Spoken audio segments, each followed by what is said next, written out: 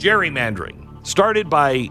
Stu, can you look this up for me? Is it Eldridge Jerry or Gary? I always thought it was Eldridge Gary. Yeah, you're remembering that now right. That we've been talking about it. Yeah, it is? It is Eldridge Gary. Yeah, there's a weird quirk, basically, in American history where his name was Eldridge Gary. It was first called gerrymandering, essentially, in a newspaper at the time. People read the newspaper, didn't know how to pronounce his name, started saying gerrymandering, and that's what stuck. So it was actually different than the way his name was pronounced, even though it was named after him. Yeah, well, that's why you spell your name G-A-R-Y, not G-E-R-R-Y. I mean, hello. Lesson learned. Yes. So gerrymandering is when a salamander-shaped district gave America a new word and a new really bad habit. Okay, and we have perfected this really bad habit. It started about 1818, 1815, someplace around there. And it wasn't known as gerrymandering until the mid-1800s, when everybody was doing it. Now, here's how bad it has gotten. Today in Massachusetts, 1/3 of the voters choose a Republican, but not one of the 9 House seats. They can choose for president, but 1/3 vote for Republicans, but because the way they have the map set up, you don't get any House seats. So 1/3 of the population has 0 representation. And not because they didn't show up, but because the lines chose first. In Illinois, pretty much the same situation. 47% of voters cast a ballot for Republicans in 2024. 47%. Now, why do we all think that Illinois is so far left in Congress? Why? Because 47%, they didn't get their choice. 47% of the voters cast a ballot for Republicans in 2024, and they got 17% of the seats. Now, that's magical. There's some magical forces making that happen. Okay? Now you see competition. Poof, now you don't. Maryland. The courts called one map an extreme partisan gerrymander. Why? Well, because there's only one Republican serving in Maryland. Only one. Now, how is that possible? Because there are people that live in Maryland. Only one of the House seats go to a Republican? One? Come on. Now, here's the latest. The governor now says all options are on the table. This is the governor of Maryland. We just played this clip. Can you play it again, please? Are you actively looking at it now? Yeah, because I think we have to. Are. Yes, and I think we have to, because I think what's happened is this is what people hate about politics in the first place: the fact that the president of the United States, very similar to what he did in Georgia, where he called up a series of voter registrants and said, "I need you to find me more votes." We're watching the same thing now, where he's calling up legislatures around the country and saying, "I need you to find me more congressional districts." He's doing it. That may be different, but Democrats redistrict. You know this. Yeah. But Gavin Newsom's doing it right now. A few years ago in New York, we saw this. This can backfire. Do you really want to go down this road? I want to make sure that we have fair lines and fair seats, where we don't have situations where politicians are choosing voters, but that voters actually have a chance to choose their elected officials. We need to be able to have fair maps. And we also need to make sure that if the president of the United States is putting his finger on the scale to try to manipulate elections because he knows that his policies cannot win in a ballot box. So stop. If you don't know anything about Maryland, you would be like, well, that's reasonable. And most people don't know anything about Maryland. Well, that's reasonable. He just wants fair maps and fair lines. Okay, if you really wanted the people to pick, you wouldn't. It's mathematically impossible in Illinois. It's mathematically impossible in Massachusetts and in Maryland to have the representation for the GOP that they have. It's mathematical. Massachusetts has 0 Republicans in the House. 0 in the whole state. 0. Maryland only has 1. And then he says, well, I might have to redistrict. To get rid of the 1? One place where a Republican won, and you want to redistrict that out of existence. That doesn't seem fair to me, right? Okay. This isn't a blue problem. It's not a red problem. It is a power problem. And it has been happening almost since the founding of the country. And it's got to stop. Now, in 2019, the Supreme Court had a decision, said the courts are not going to interfere and they won't referee partisan gerrymandering. Well, that was a message that was sent to everybody, very clear. Do what you want. Draw what you can. Draw what you can get away with. And so they did. Now, in Texas, this all started because Texas, which, by the way, the census, these are all based on the census, or they're supposed to be. But for the very first time, the 2020 census was rigged. And that it was not fair. When you have Texas, think of this. I just want you to think about this logically.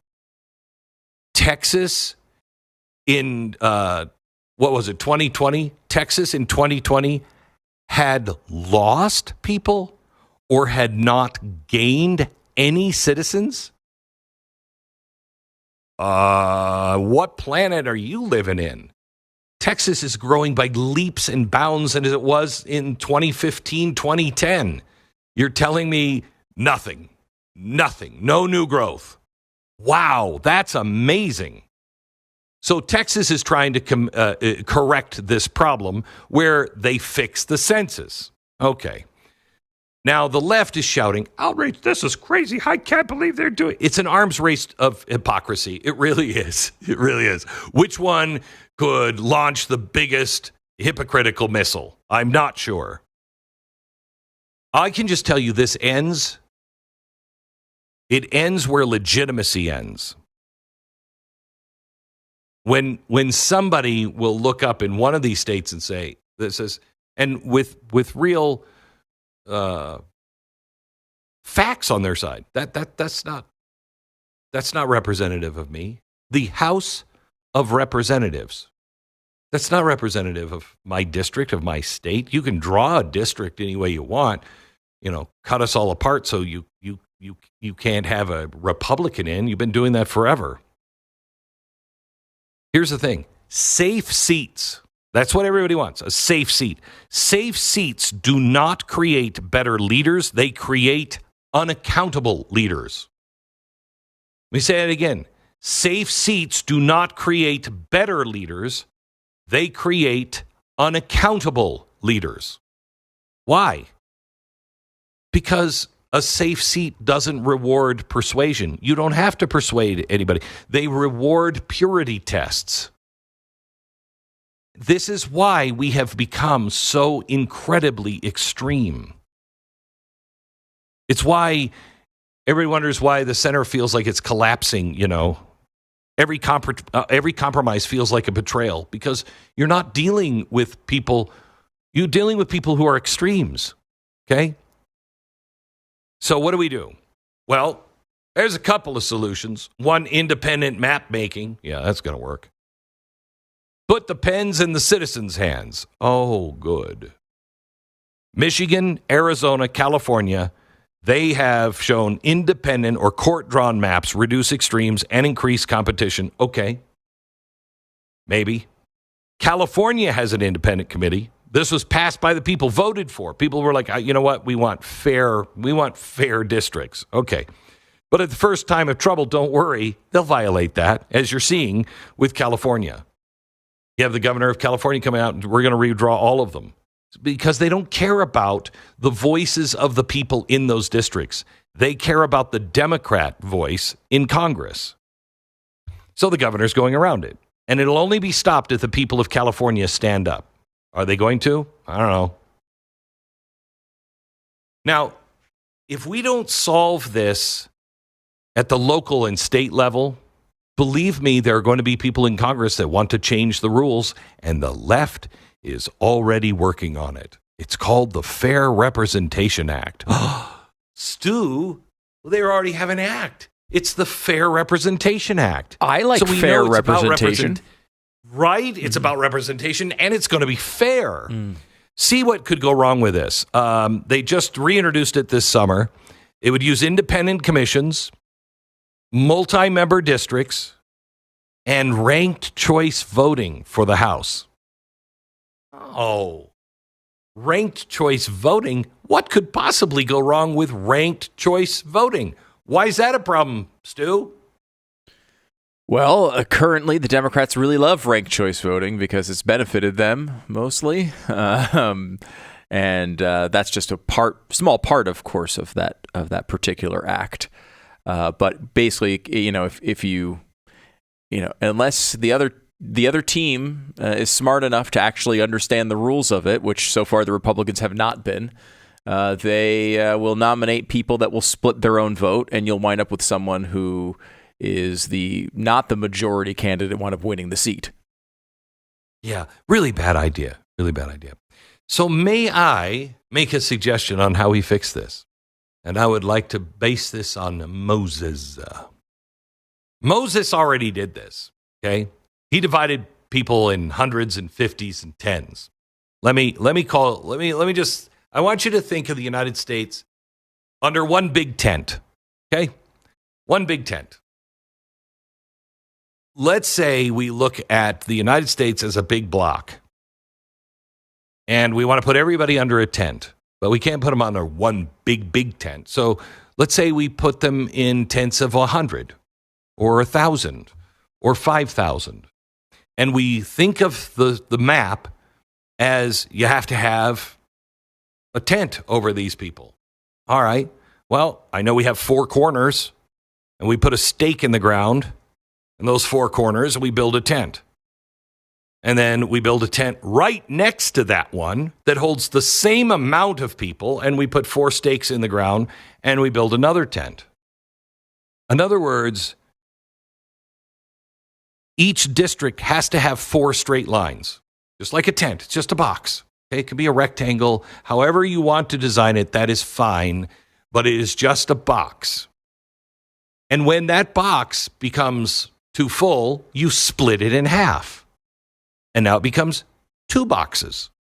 And you keep splitting them until there are more and more boxes. The more the population grows, the more boxes there are. Okay? It's really easy. Do you know what that would do? It could mean that in some districts, a couple of apartment buildings, not snaked all the way around the city and into the countryside, but a few apartment buildings in New York City, right in a 4-block area, that might be a district. What does that do? That means the people who are representing the people in that apartment complex, that 4-block radius, he has to know that 4-block area. That's his deal. He's not snaking around, going around everywhere else. He knows those people. He represents just those people, not people 5 blocks away, just maybe 4 blocks away. And 4 blocks in each direction. That way you don't have these people who don't have any idea. They don't look like you. I mean, far as the way you vote, they don't vote like you do. They don't, they're not some sort of foreigner from a different area of town. They know what your issues are. If we did that and we made everything in just squares, you would localize much more in a much better way, but you would also stop all the extremes. Because unless everybody in that 4-block radius is an extremist isn't going to win. An extremist Republican, extremist Democrat, extremists aren't going to win because most people aren't like that. That's why the gerrymandering thing happens, because you can have people on one side of the street in one district, people on the other side of the street in another district, and then it snakes up 4 blocks, and then it makes a hard left, then it goes straight up for another street, then there's a big bubble at the top of it where a whole bunch of blocks are included.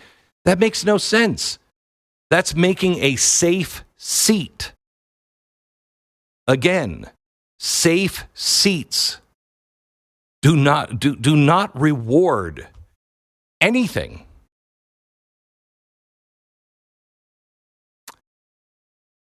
they create extremism.